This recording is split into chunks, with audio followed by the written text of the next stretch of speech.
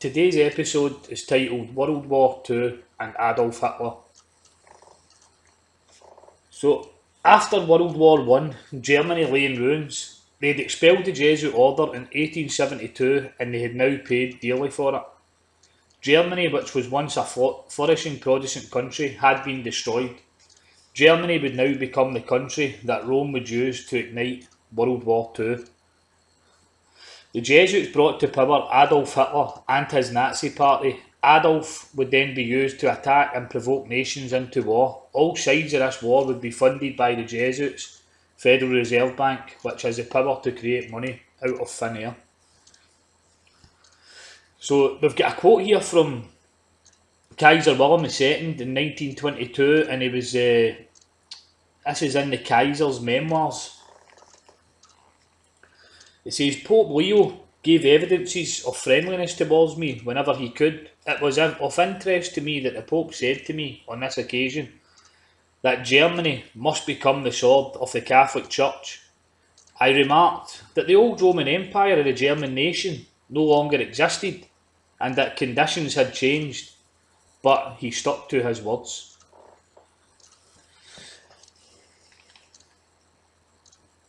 And we've got a quote here from Leo Lehman in 1944.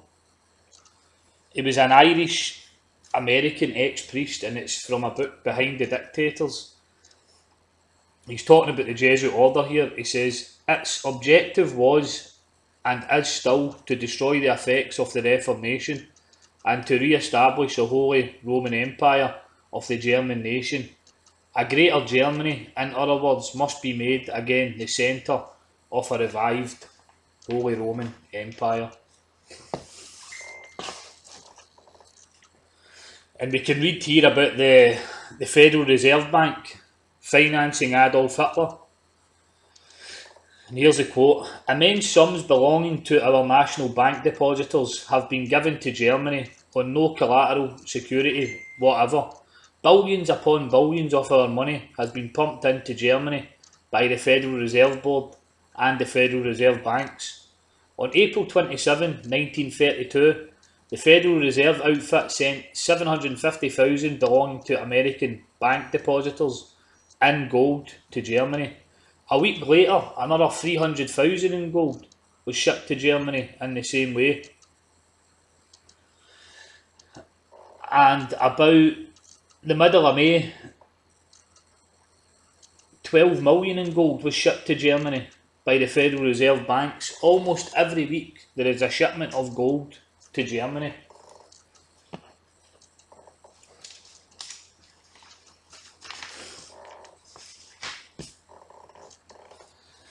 So Adolf Hitler, most of you will have heard of Adolf Hitler. He's one of the most famous war criminals in history. So Adolf Hitler and his Nazi party were responsible for the deaths of over 46 million Europeans, at least 25 million of them being Jews in the concentration camps. Hitler was brought to power by Knight of Malta Franz von Papen and the Catholic Centre Party. So we can read here from, this is the book, The Nazi Persecution of the Churches by J.S. Conway. And this is a quote, it says, Hitler was also ready to discuss with the bishop his views on the Jewish question. And this is what Hitler had to say. As for the Jews, I'm just carrying on with the same policy which the Catholic Church has adopted for 1500 years, when it has regarded the Jews as dangerous and pushed them into ghettos, etc. Because it knew what the Jews were like. I don't put race above religion, but I do see the danger in the representatives of this race for church and state, and perhaps I am doing Christianity a great service.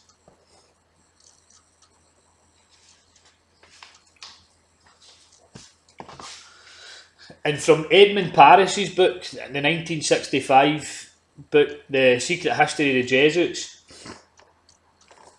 he says the Führer, that's Hitler, had come to power thanks to the votes of the Catholic Zentrum, that's the Catholic Centre Party, only 5 years before. But most of the objectives cynically revealed in Mein Kampf that's Hitler's book, were already realised. This book was written by the Jesuit Father Stempfel and signed by Hitler, for it was the Society of Jesus which perfected the famous Pan-German programme as laid out in this book, and the Führer endorsed it. And we've got a quote here from Hitler himself. Adolf Hitler from 1889 to 1945, and then he was a Nazi leader and Chancellor of Germany from 1933 to 1945. And what has he got here? So this is what he says. Above all, I have learned from the Jesuits, and so did Lenin too, as far as I recall. The world has never known anything quite so splendid as the hierarchical structure of the Roman Catholic Church. There were quite a few things I simply appropriated from the Jesuits for the use of the Nazi Party. And this is another quote from Hitler. It says, I can see Himmler as our Ignatius of Loyola.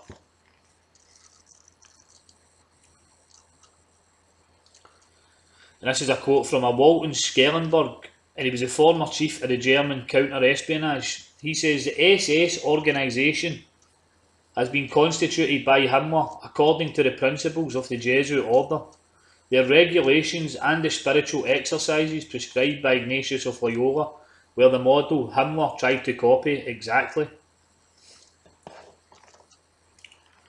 And Franz von Papen, he was even more explicit when he said, the Third Reich is the first world power which not only acknowledges but also puts into practice the high principles of the papacy. And we've got a quote from a priest, Tiso, and he says, Catholicism and Nazism have much in common, and they work hand in hand to reform the world.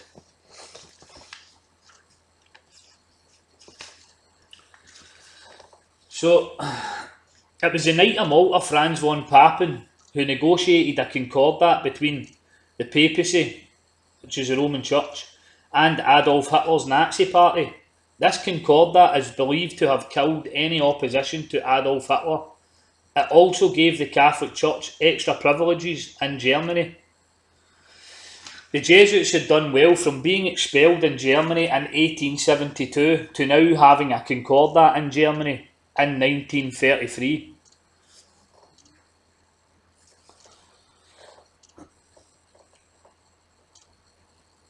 So I've got a picture of the concordat here, and I'll go through a couple of the people that are in the picture. So signing the concordat is Cardinal Pacelli, and he was later to become Pope Pius. By 1933 he was the Vatican Secretary of State. The far left is Prelate Ludwig Kass, leader of the Centre Party, the Zentrum Party. Seated second from his left is Franz von Papen, who was a German nobleman, Catholic politician, General Staff Officer and diplomat, who served as Chancellor of Germany in 1932.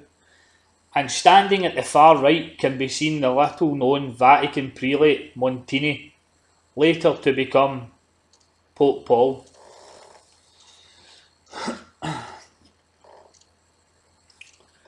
So when Hitler died, the Archbishop of Berlin ordered all the parish priests of his archdiocese to hold a solemn requiem in memory of the Führer and all those members of the Wehrmacht who have fallen in the struggle for our German fatherland and for the Catholic Church in Germany.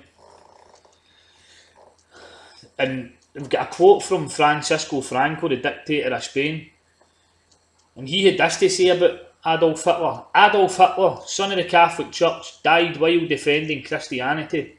It is therefore understandable that words cannot be found to lament over his death, when so many were found to exalt his life. Over his mortal remains stand his victorious moral figure, with the palm of the martyr. God gives Hitler the laurels of victory.